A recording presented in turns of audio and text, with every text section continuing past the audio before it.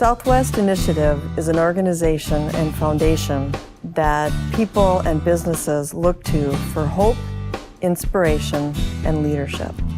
More than ever, we're focusing on what matters most.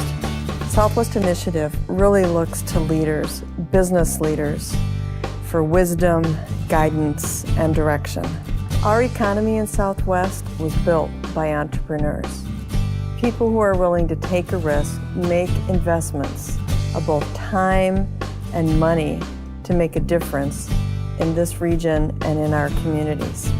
I hope you will help us celebrate what matters most. We are going to focus on 3 entrepreneurs, but please know that there are many entrepreneurs in this region, many successful entrepreneurs. But we're going to focus on 3 that have very successfully built their businesses and made a difference in Southwest Minnesota.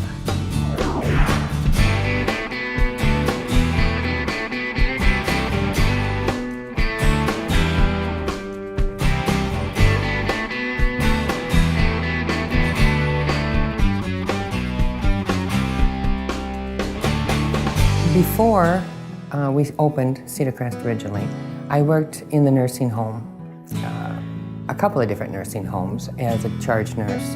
And there I saw several elderly people, which I felt really didn't need the skilled nursing home. And really what the residents needed were probably 3 meals a day, supervision, help with their medications, and companionship. And I sort of checked around to see what would be available, what could I do. My husband and I then purchased a larger house on Shady Ridge Road in Hutchinson, and we opened up a 7-bed board and lodging facility for elderly. We, unlike most assisted living, have decided to provide the total care, minimal up to and including total care, eliminating the need for elderly ever to have to leave a facility. And we even do provide end-of-life cares, or we have hospice come in, whichever the family prefers. Well, I am a country girl, always been a farm girl, and Hutchinson is large enough so that you have the medical resources, the hospitals, the clinics, the doctors, therapy, that type of thing, and the pharmacies. Then they're also small enough so you know the doctors are, you know who your pharmacists are, it's easy access to get to things. And you get to know people, and people get to know you, and that's very important in business. And then we chose Cosmos because of, it was a small town, but we do, by providing transportation to Litchfield or Hutchinson, we can get the medical services. The town itself has just been so helpful. And Silver Lake, kind of the same thing. It's another small town. They're so helpful in getting our business started. Everybody has just been really supportive, and that is important in the business. If you don't have community support, you have nothing. Financially, I've had banks right along that have helped me out. That, of course, is very important. You don't do too much without a bank on your side. Southwest Initiative Foundation has been very helpful on all 3 of our projects. First of all, with your family, you have to have family support, because starting up these businesses has taken a lot of my time. As a mother, I know when the kids were little that you spend too much time at work, Mom, but they understand now what it meant, and now they're helping me just as much. I wouldn't be expanding, if it wouldn't be for my 4 adult children. They all are interested in the business, and they know what it takes to make it work. They know I always expect the best out of my employees, and that includes my children. They always expect respect for the elderly. That's more important than anything. I said, it isn't me that signs your checks. It's the elderly that provides the money for you to get paid.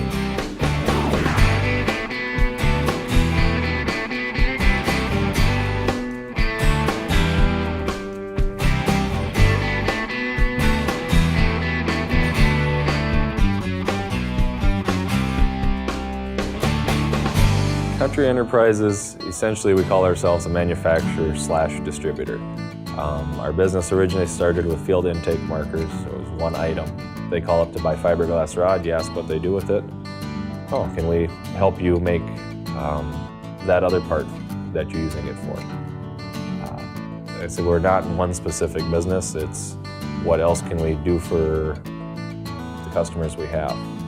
Probably my second or third largest customer is out of Minneapolis, and I started with them with fiberglass rod. And we've built a great relationship over the years, and I think right now they probably buy 30 to 40 items from us.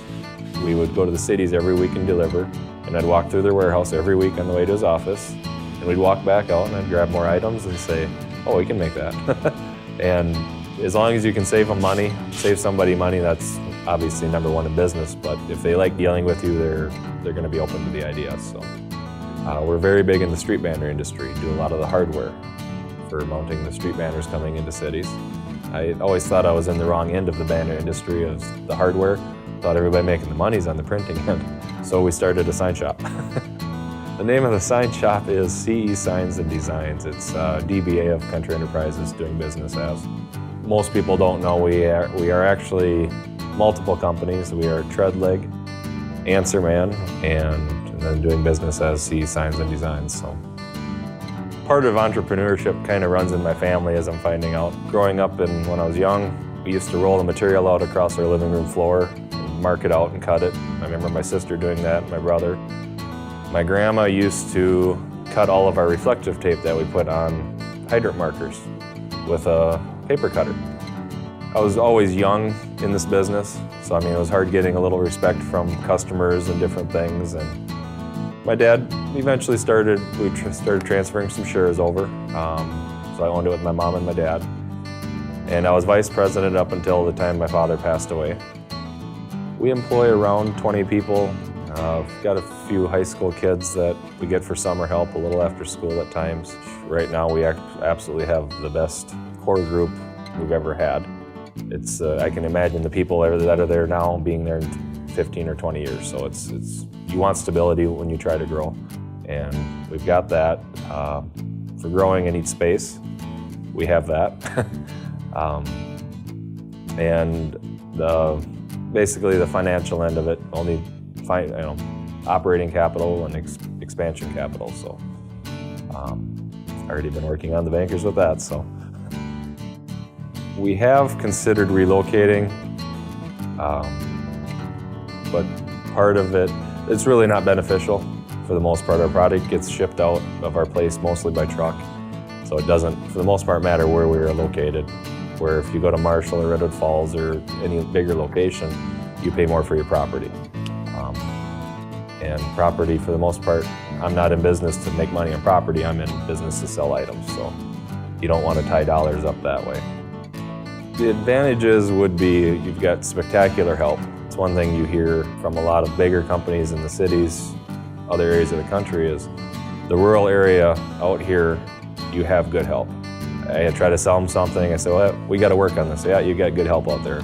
It's just farm community, farm kids, farm people. Everybody throughout the country still associates good work with farming.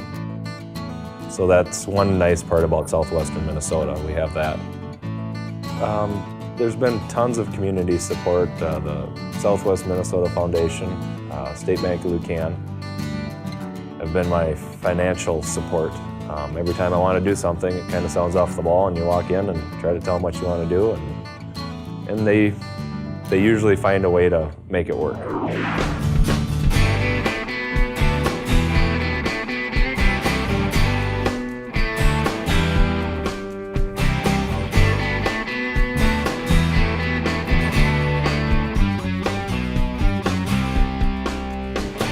My name is Dan Jewell. I'm the chairman and CEO of Jewell Wind. We're a publicly traded company that deals mainly in distributed generation, like community-based wind farms and load side of the meter renewable technology. I started in the wind business I officially started in 1978, but I got involved with it a little bit before that, working up in Alaska as a road musician, and kind of gotten bitten by the renewable energy bug there. And then when we came back to the lower 48 and 78, we started our own little business. And then I worked for the Danes for quite a few years during the 80s, and then the Europeans in developing wind farms in Europe and California. And then we moved down here in southern Minnesota in the early 90s because of the wind. We did a lot of, was involved in the meteorological studies in the early days. We put up anemometers throughout the state. In 1982, we started the Wind Resource Assessment Program, and the Buffalo Ridge proved out to be one of the best spots in the state for wind energy. And then in 1986, I installed 3 machines for Northern States Power down here in the Buffalo Ridge, which was basically the first wind farm in the Midwest. And we found out it was pretty windy here. Well, what's unique about our business is like I said, we mainly focus on community-based wind. And so we like to help the farmers and the landowners and the people who live in the community own the wind resource. And that again is our primary business, is community-based wind development. And that's pretty unique in the business because most of the people in this business that know how to do wind power do it for the large companies. And we help the people that own the land own the wind. The great thing in our business is doing community-based development, because community-based development is a great economic development tool. When we help the farmers and landowners and the communities get involved in owning this, we're generating a new cash crop for the community, and it's long-term, reliable revenue streams into the community, plus all the jobs that we create through the construction phases, because we use all local contractors for our construction. And so in community-based development, seabed is basically economic development. Jewel Wind is the only publicly traded company that we know of whose world headquarters is completely off-grid, and our offices have been off-grid for 8 years. Off-grid, we mean that we have no utility power coming to the facility, and we do that by using wind and solar together and some battery storage. And using wind and solar as a hybrid system really makes the system more efficient, because it's either windy or sunny all of the time. The plan for Jewel Wind is basically, both my sons, Tyler and Corey, are involved in the business, and the plan is for them to eventually take over and keep growing Jewel Wind and keep building community-based development long after I feel like going ice fishing. I'm just excited about renewables and sustainability and all the things that it brings, and I have been for 30 years. What matters most is I want to feel good about who I am when I move into one of my facilities as a resident. I want to be able to look back and say, I'm glad about what I've done. I'm happy with what I've done. I feel like I made some good contributions to life. I have a family that I'm proud of, businesses that I'm proud of, and I guess just to feel good about what I've done. That's my goal. What matters most to me is just being successful. And as time goes on, you think about what the future holds. For me and some of my employees, I would like the business to be here and to be offer our kids jobs here and offer good paying jobs out in this area that you typically wouldn't have if we weren't here. So I guess that's kind of a long-term goal. Whether they want to work here or not, I'd like the opportunity to be.